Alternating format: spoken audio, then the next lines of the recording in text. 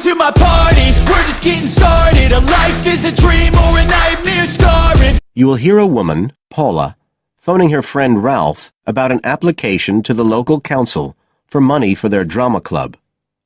First, you have some time to look at questions 1 to 3.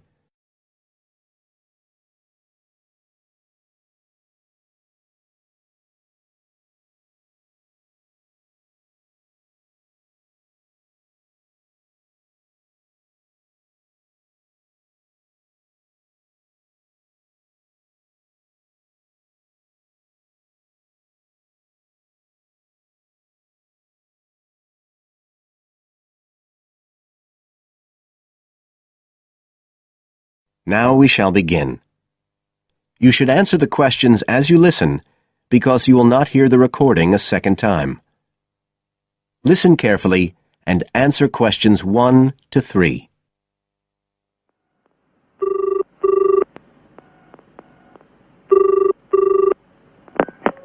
Hello?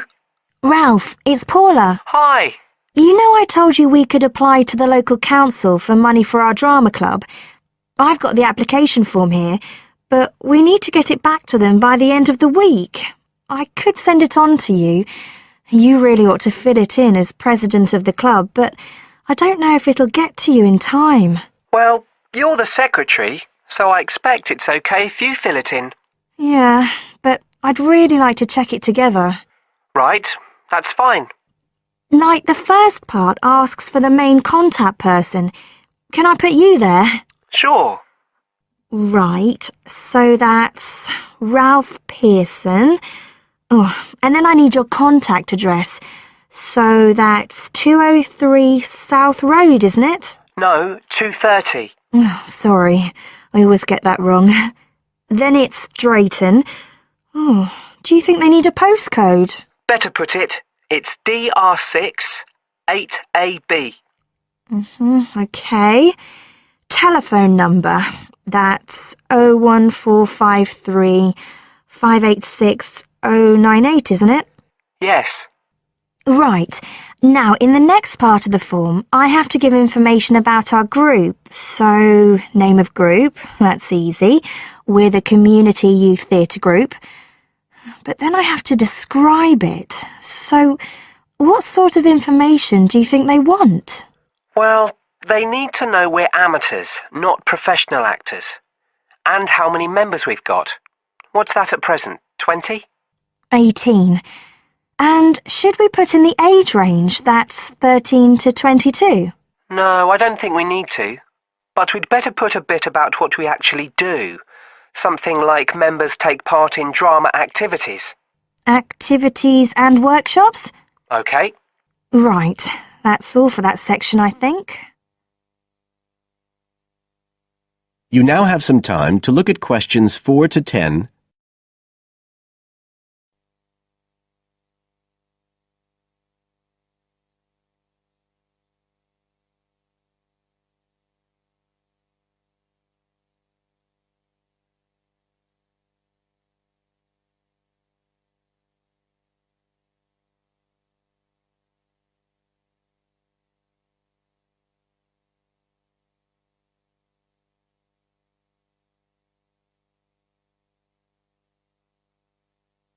Now listen and answer questions 4 to 10.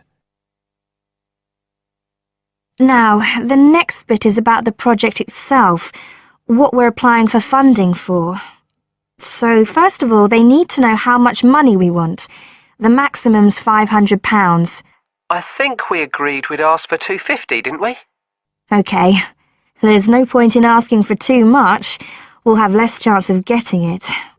Then we need to say what the project, the activity is. Right. So we could write something like, to produce a short play for young children. Should we say it's interactive? Yes, good idea. Right, I've got that. Then we have to say what we actually need the money for. Isn't that it? No, we have to give a breakdown of details, I think. Well, there's the scenery. But we're making that. We need to buy the materials, though. Oh, OK. Then there's the costumes. Right. That's going to be at least £50. Okay.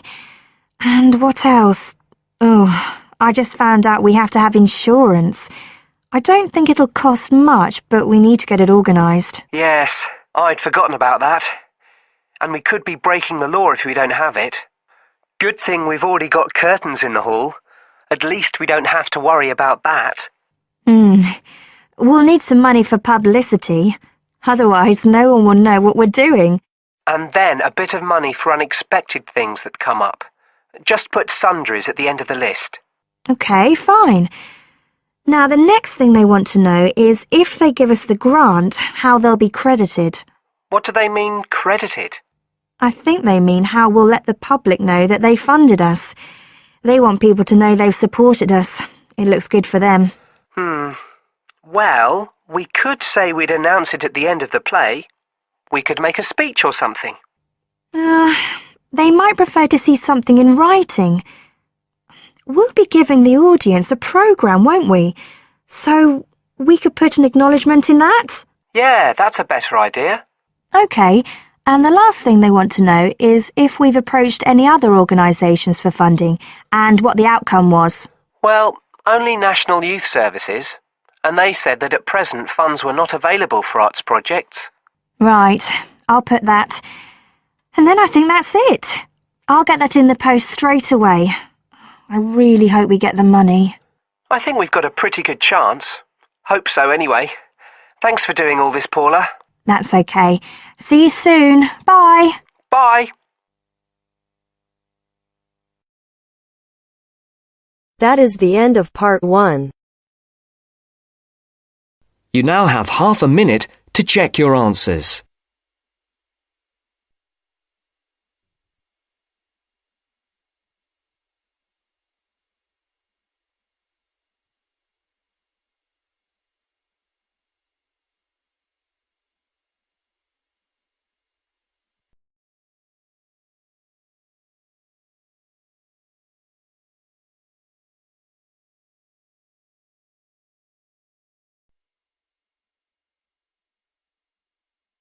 Now turns to part 2. Part 2. First, you have some time to look at questions 11 to 17.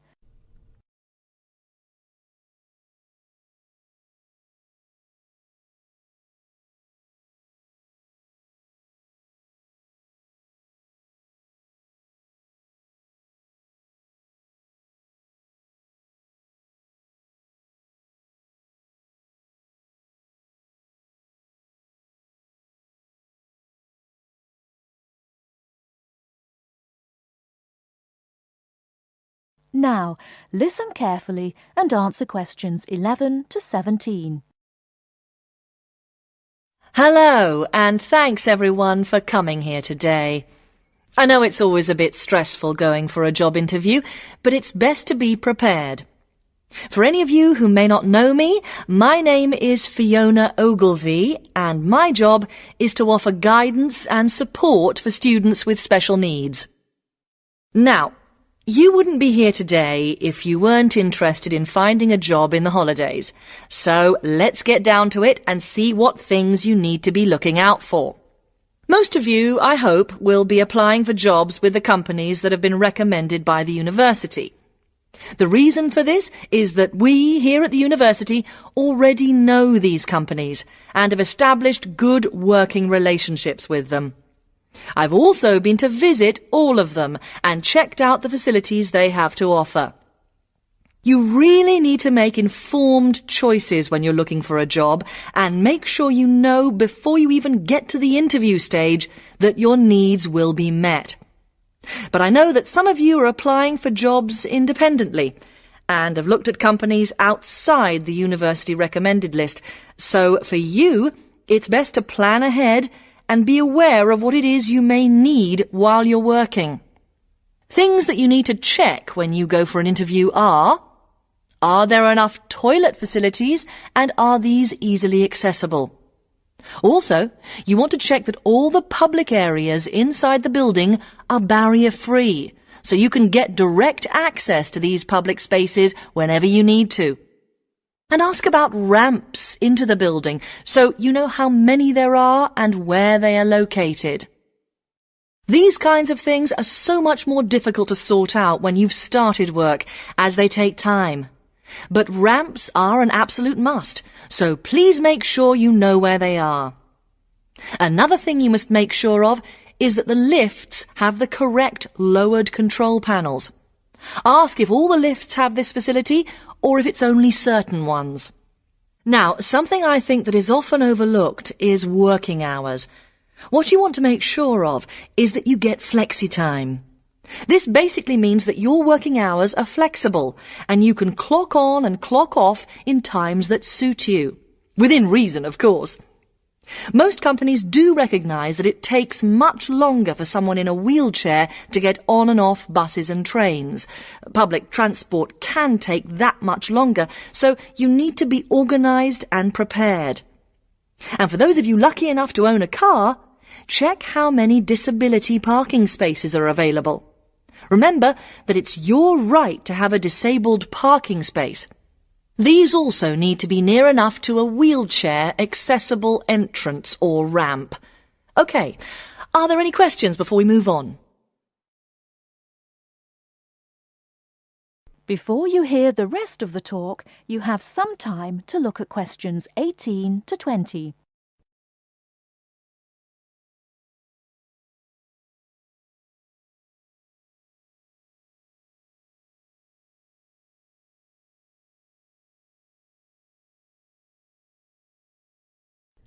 Now listen and answer questions 18 to 20. Right, let's move on then. Now I want to talk you through the series of visits to companies which we've got planned for next week. On Monday morning, we will be visiting the Lowland Hotel.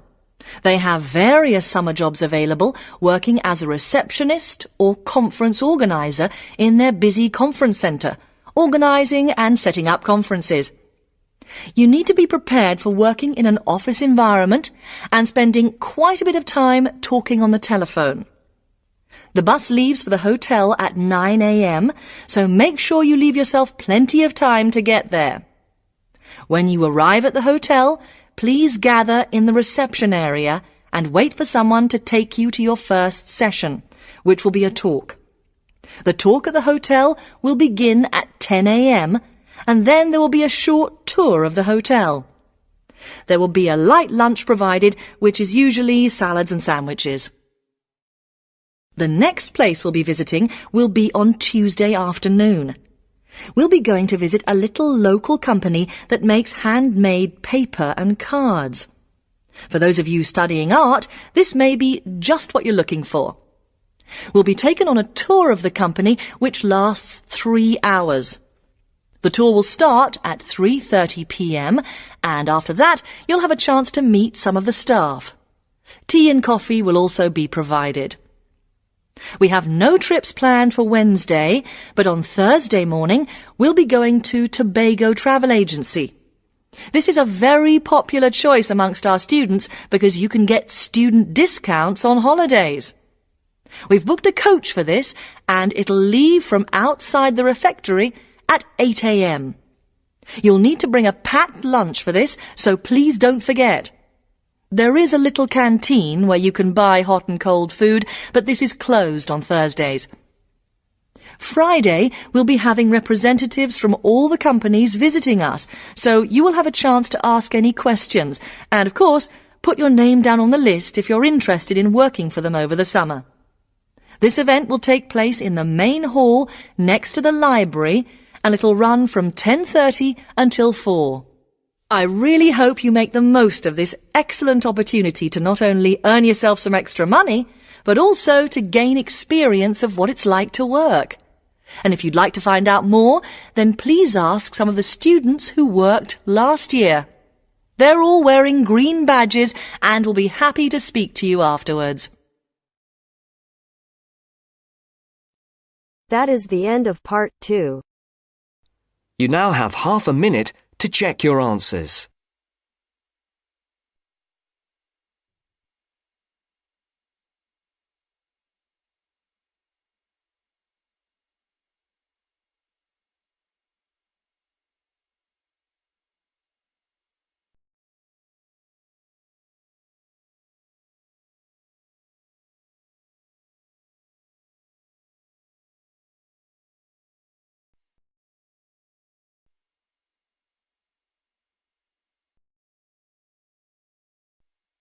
now turns to Part 3. Part 3. You will hear a talk on ocean spills. As you listen to the talk, circle the appropriate letter for questions 21 to 23. First, look at questions 21 to 23.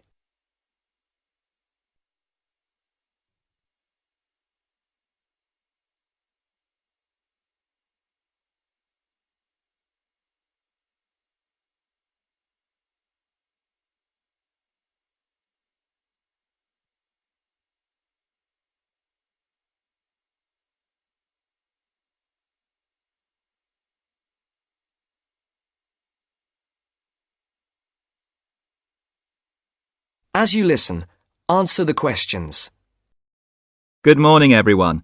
Today, I'll talk about unusual ocean spills that have occurred in the world's oceans.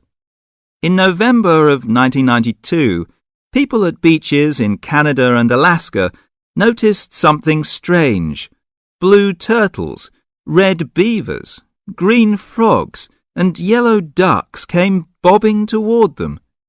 They soon found out where the strange creatures were coming from. A ship from Hong Kong was on its way to Tacoma, Washington, when it was hit by a severe storm in the middle of the Pacific Ocean.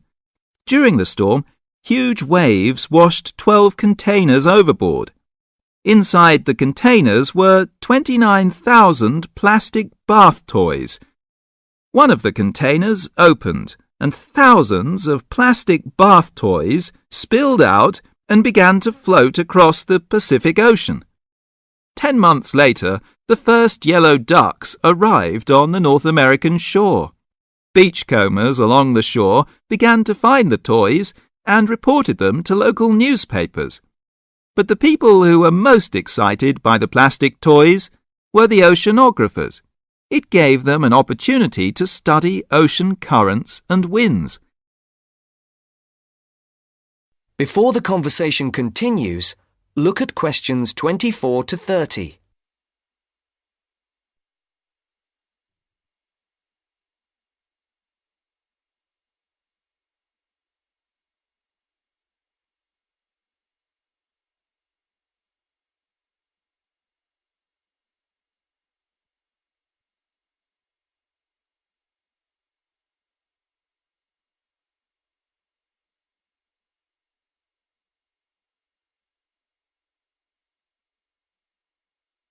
Now listen to the second part of the discussion.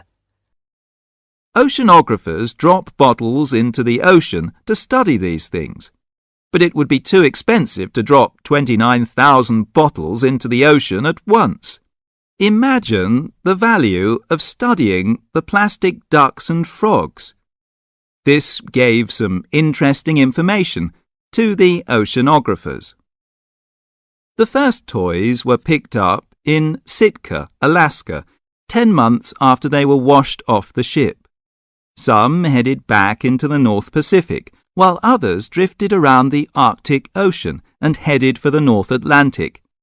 Many of the toys were swept northeast by the wind and were frozen in the ice of the Bering Sea. They're expected to cross the North Pole and float on down to the British Isles. This reminds me of another unusual ocean spill. In 1990, a ship travelling to the west coast of the United States from Korea was caught in a severe storm. The waves swept 21 containers of Nike shoes into the water. Scientists estimate that about 80,000 running, jogging and hiking shoes, 40,000 pairs of shoes, to you and me, hit the water at once. The shoes were for men, women and children. About 6 months later, people at beaches from Oregon to British Columbia began to find running shoes washed ashore. By the end of the year, Washington newspapers reported people finding hundreds of shoes. In Seattle, thousands of shoes floated to shore. Since the shoes were not attached, they arrived one at a time. The shoes were dirty, but after they were washed, they were still in good condition. People set up exchanges to find matches for their shoes. Oceanographers studied the information to learn more about the ocean. Some Nike shoes reached Hawaii, others went to the Philippines and Japan. According to the scientists, some of the shoes are on a trip around the world and should end up back in Washington and Oregon. Can you believe it? Many pairs of running shoes, as well as plastic ducks and frogs, are still on their ocean journey. So if you go to a beach anywhere in the world, don't be surprised if you see a green plastic frog or a woman's size 7 jogging shoe bobbing toward you. So keep your eyes out, so you may find free bath toys and even a new pair of shoes. Thank you for attending my lecture. That is the end of part 3. You now have half a minute to check your answers.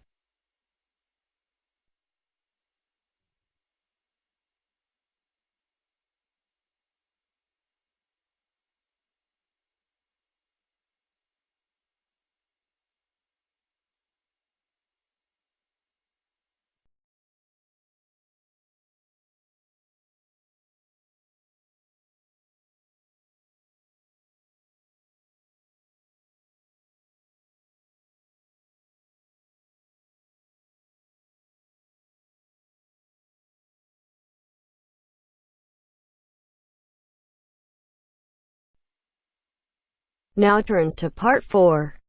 Part 4. Now listen to the second part of the lecture. As you listen, complete the notes below. First, you have some time to look at questions 31 to 40.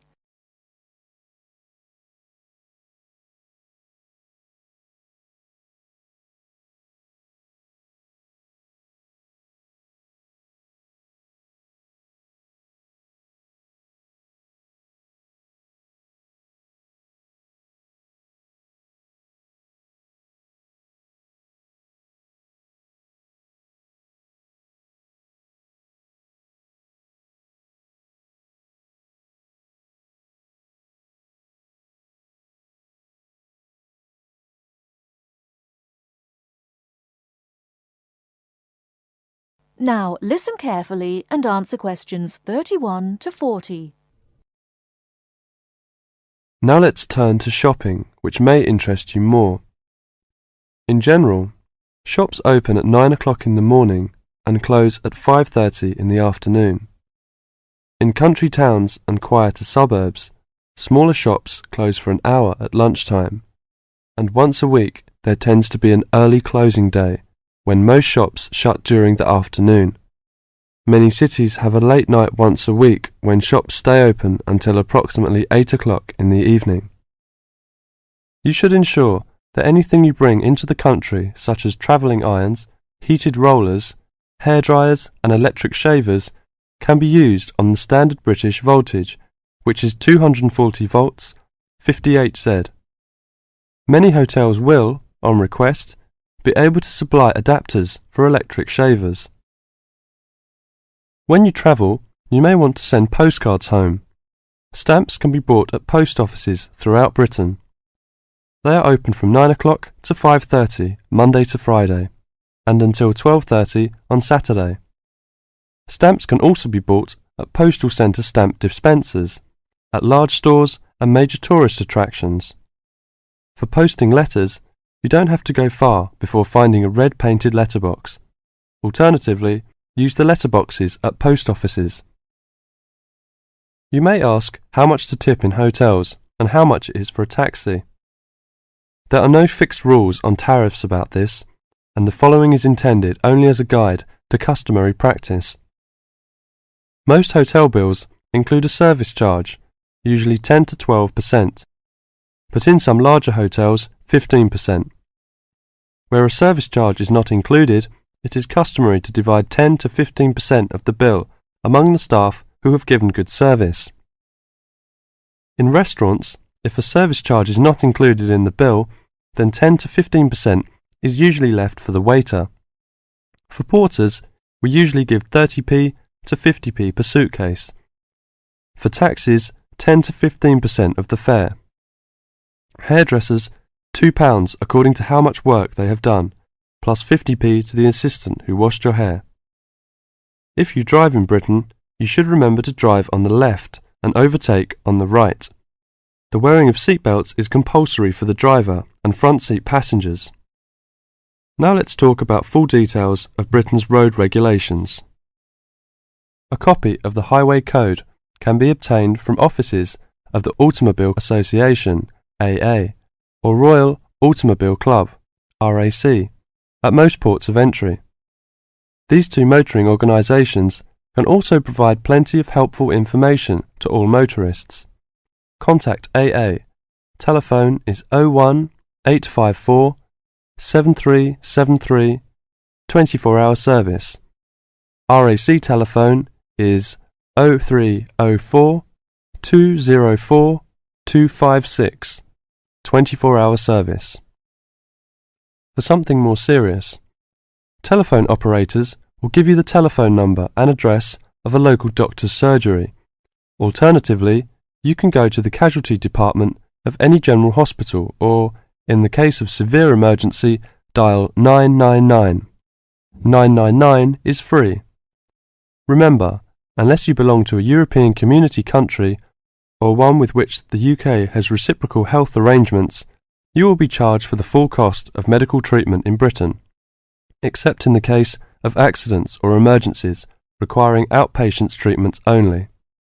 It would therefore be wise to take out full medical insurance before leaving home. That is the end of part 4.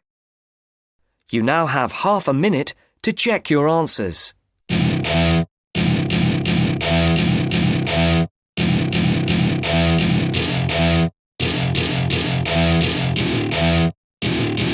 Welcome to my party, we're just getting started. A life is a dream or a nightmare scarring. Hand me a drink cause I think I'm going all in. Get me a shrink who can catch me when I'm falling. Cover up my scars, flip the handlebars. Crashing in my car, wake up in a bar. I'll be a superstar, just on my avatar. This world is so bizarre, empty out the reservoir.